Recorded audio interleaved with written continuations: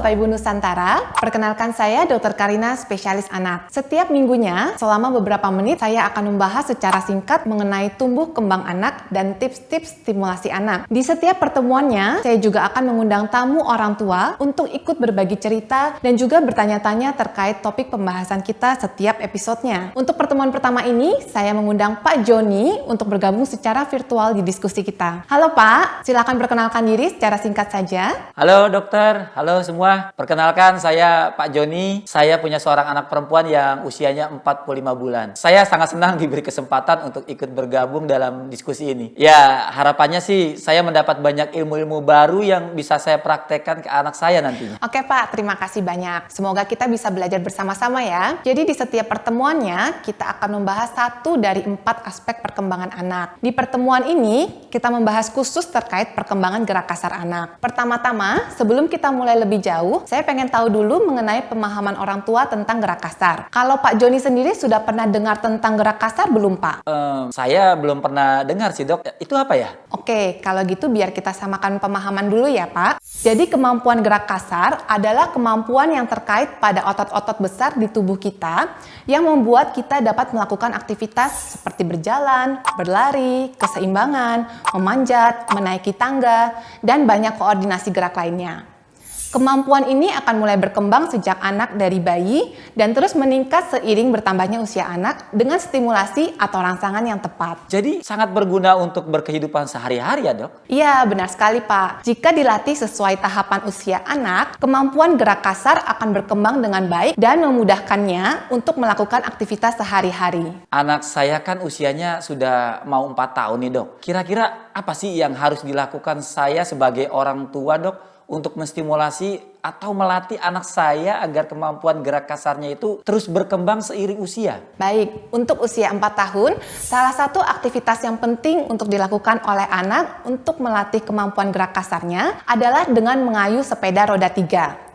Walaupun terdengar sepele, sebenarnya bermain sepeda di usia 4 tahun sangat bermanfaat untuk perkembangan anak. Memang manfaatnya apa saja dok? Manfaat yang paling besar adalah menguatkan otot-otot tubuh bagian bawah anak. Selain itu, bermain sepeda juga sangat baik untuk melatih koordinasi mata, tangan, dan kaki anak. Saat mengendalikan sepeda, anak juga akan mengarahkan tangannya untuk menuju ke arah yang ia inginkan sambil mengayuh pedalnya. Anak juga jadi belajar memahami konsep arah seperti depan, belakang, kanan, dan kiri. Jadi walaupun belum bisa roda 2, tetap ada manfaatnya ya dok? Saya sempat ingin mengajarkan anak mengendarai sepeda roda 3. Tapi saya pikir ya sekalian aja nunggu lebih besar lagi biar langsung belajar roda 2 gitu dok. Iya Pak, memang sebelum belajar mengayuh sepeda, orang tua perlu terlebih dahulu memastikan kemampuan gerak kasar anak apakah sudah cukup baik. Yang dapat dilihat dari kemampuan anak berjalan dengan postur yang baik dan benar tanpa bantuan orang tua dan juga kemampuan menggenggam yang baik agar dapat memegang stang sepedanya. Setelah itu, baru orang tua dapat mulai mengajarkan mengendarai sepeda. Karena di sekitar usia 3-4 tahun, anak belum memiliki keseimbangan yang cukup baik, orang tua dapat mulai mengajarkan anak mengayuh sepeda roda 3. Jadi begitu ya dok? Harus dipastikan dulu kemampuan anak kita. Dokter punya tips atau trik untuk mengajarkan anak mengendarai sepeda yang aman? Pasti punya dong Pak. Pertama-tama, ajak anak melihat orang lain atau anak-anak lain untuk bersepeda supaya menumbuhkan keinginannya agar bisa bersepeda juga. Kedua, saat memilih sepeda, utamakan keselamatan anak. Gunakan sepeda sesuai ukurannya agar anak lebih aman saat mengendarainya. Lalu, agar anak bisa leluasa mengeksplorasi lingkungannya dengan mengendarai sepeda tanpa orang tua khawatir anak menabrak atau menjatuhkan benda-benda penting, ajak anak bermain sepeda di tempat yang luas dan tidak terdapat lalu lalang kendaraan bermotor seperti di lapangan. Lalu, untuk step-step cara melatih anak mengayuh sepedanya, akan saya tampilkan melalui video berikut ini. Oh iya, boleh dok.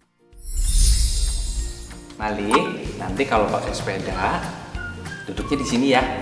Terus nanti tangannya di sini, terus kakinya goesnya gini. Iya. Oke? Sip? Ayo. Ayo, kita ke sana. Siap? Ya. Kakinya digoes. Ayo. Ayo. Ayo. 1, 2, 3. Iya. Oh, begitu ya, Dok. Jadi boleh kita bantu dorongin ya, Dok? Tentu dibolehkan membantu. Ketika anak sudah mencoba tapi gagal, orang tua dapat membantu sedikit demi sedikit dengan memegang dudukan sepeda dan mendorongnya perlahan untuk sedikit membantu agar anak lebih mudah mengayuh sepedanya dan tidak frustasi. Kemungkinan anak masih butuh didorong karena kakinya belum cukup kuat. Namun, penting untuk sedikit demi sedikit mengurangi bantuan agar kemampuan dan kekuatan otot-otot anak lebih kuat sehingga anak bisa mengayuh sepedanya sejauh 3 meter tanpa bantuan. Untuk memperkuat kaki-kaki anak, orang tua bisa mengajak anak melatih kekuatan kakinya dengan kegiatan melompat-lompat seperti berikut. Sayang, aduh. Lagi dah. Lagi, lompat. Ayo, lompat. Hap, lompat. Iya sayang, lagi dah.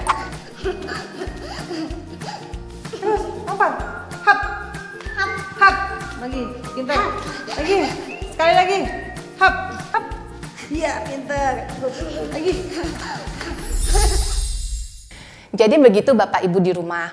Untuk melatih anak, pastikan tempat bermainnya aman agar anak bisa leluasa. Pilih ukuran sepeda yang tepat dan tuntun anak hingga akhirnya dapat mengayuh sendiri. Kemudian, stimulasi kekuatan kaki-kakinya. Selamat dicoba di rumah ya.